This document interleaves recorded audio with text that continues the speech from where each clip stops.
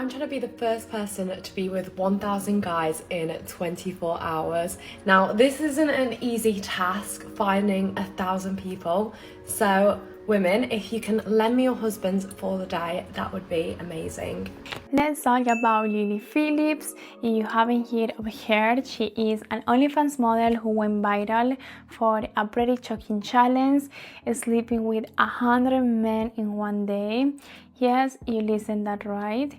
There is even a full documentary about it online where you can see the whole process and get some insight into why she decided to do something like this. In the documentary, Lily talks about how excited she was for the challenge.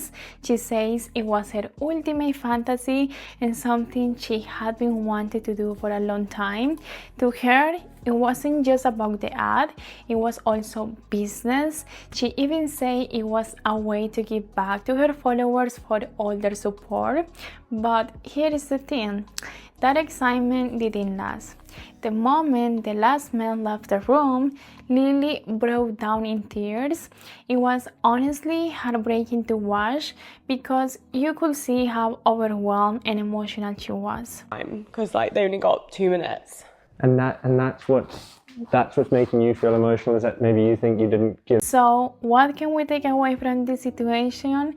Because let's be real, this is not an example to follow, but there are definitely some lessons here. First off, let's talk about parents.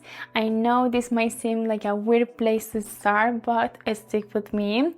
The way you were raised has such a huge impact on how you see the world and especially how you interact with others. Some of you might be growing up in homes where you were neglected, while others might have been spoiled or raised with no boundaries. Whatever the case, it shapes you. In Lily's case, she mentioned it in the documentary that her parents are super open-minded. Her mom in particular is her biggest cheerleader. She even helps manage Lily's finances. Yeah, that's right, her mom handles her money. Lily also shared that some of her dad's friends messaged her on OnlyFans, which is, well, let's say complicated. Together. Wow. Or some of dad's friends and stuff like that. What, messaging you? Yeah. I just tried to keep it very professional. And here is the thing. Parents are supposed to guide us, not just be our friends. They should help us understand that every action has consequence, and honestly, what Lily did is not normal. I feel bad for her because I truly believe that in a few years, she's going to look back and realize just how much she's hurting herself with these decisions. But can we really blame her? If even her parents are okay with it, how is she supposed to know any better? For those of you watching this, I want you to take a moment to reflect on your own relationship with your parents. Were they too strict, too permissive? Did they guide you in a way that helped you understand right from wrong? And it's also very important, if you have kids or plan to one day, this is your chance to think about how you are going to raise them. Teach them self-awareness, emotional intelligence, and structure, because without those things, we are setting our kids up for failure. Now, let's talk about men. In the documentary, Lily says she feels empowered by charging men to sexualize her because, in her words, they are going to do it anyway. But here is where it gets interesting. The interviewer, that is a man, pointed out that not all men behave this way, that not all men are going to sexualize her, and that is true. I felt empowered by the fact that I'm making money off something that I think guys will do anyway. Guys are always going to sexualize me, so I may as well try and profit off that bit. I mean, not all guys are going to just sexualize you. I don't really know. I think I mean, I'm not, maybe not all guys, but a ton would. I mean, I'm like a part of the problem. It's so hard. Ladies, if you walk around believing that all men are trash, guess what? You are going to attract men who will prove that belief. Lily is not wrong to feel the way she does because based on her life, the only kind of men she is attracting are the ones who treat her like that. She even admitted that she used to believe in marriage and think it was special but not anymore.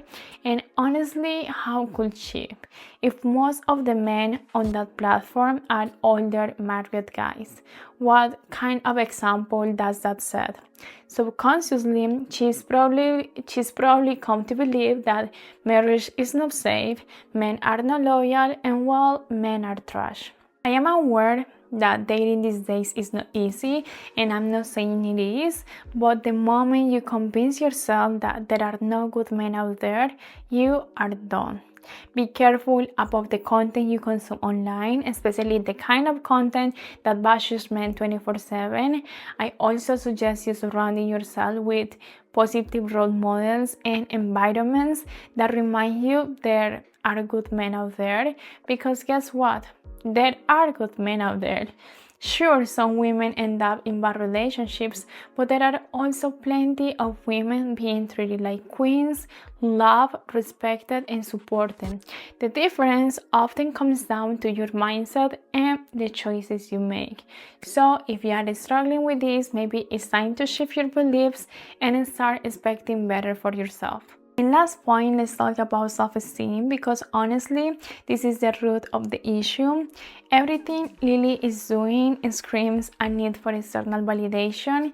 It could be through fame, money, or attention. But if we are honest, a woman who truly loves and respects herself will never allow 100 men to use her body like that. Yes, she organized the whole team, but that doesn't change the fact that those men only saw her as a means to an end, just a few minutes of pleasure. If you ask those 100 men if they would marry her, I'm sure that most of them will say no. Men might have fun with women who behave like this, but they rarely will see them as a wife material. And the self-esteem issue becomes even more obvious at the end of the documentary when Lily starts crying. You can see that she is overwhelmed and it's clear she doesn't fully understand her emotions, but then she justifies her tears by saying she feels bad for not satisfying all the men completely. But I felt bad, like some people just travel so far, like I didn't want to give them a shit time and like come away from this and be like, oh, that was shit.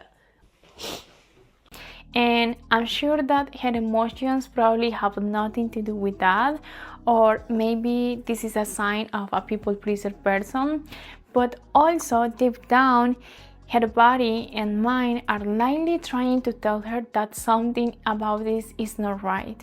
As women, we are not wired to be with such a large number of men.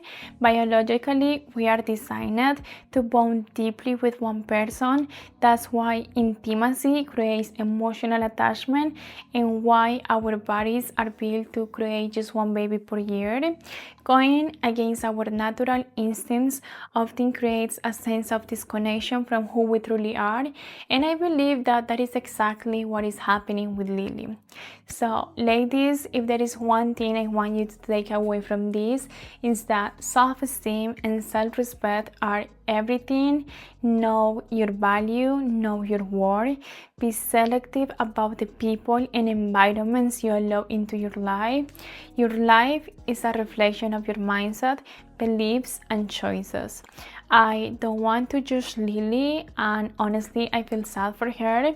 We don't know her whole story, but we can still learning from her mistakes. Let's not normalize this kind of behavior. Instead, let's take care of our mental health, value ourselves, and always strive for better. Thank you for being here and watch this video. I would love to hear your thoughts on this topic, so feel free to share in the comments and don't forget to subscribe. I will see you next week.